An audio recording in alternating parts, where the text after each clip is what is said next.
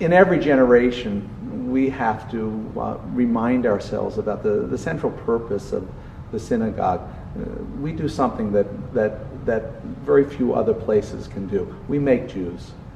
We make Jews better. And we make Jews who are then able to remake the world. And that's really our purpose as we stand here in a remade space that was brought together by earlier generations. It's a space which is very much alive, and we might think, how can a space be alive? It's alive because there are so many who were in this room before us, and it is as if we are standing here and praying here with them. And it is also dynamic because this space allows us to engage in a spiritual life and a religious life and a social life and an active life on so many different levels. Whether we have services in here, whether we dance with the Torah, whether we celebrate a bar bat mitzvah or a wedding, all of life is celebrated here. And that's what makes it so dynamic, and that's what makes it so alive, and that's what makes Judaism so living. And we really love what happened in this room.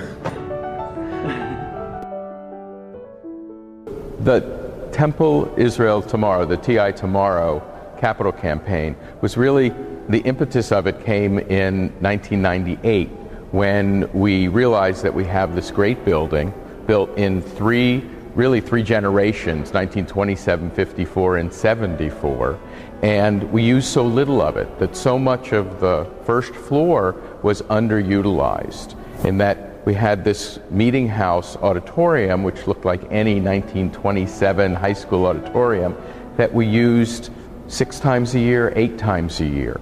And as the congregation changed, we realized we needed to change the way that we use the building. We have this lovely sanctuary and the atrium that I'm in now, and so much underutilized space. And the congregation had changed. There was a lot more emphasis on our classroom and religious school than there had been in the previous few years.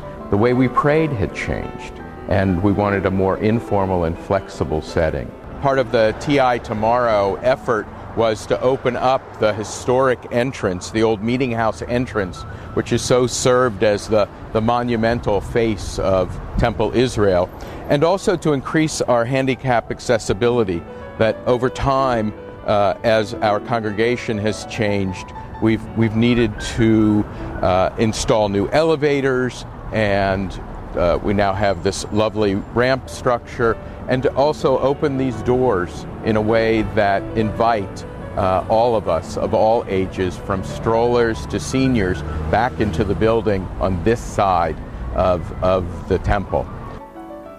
Another one of the wonderful aspects of the TI Tomorrow process for us was to reconnect ourselves to spaces like this, the meeting house lobby, that we had really lost sight of and that they were seldom used for a number of decades.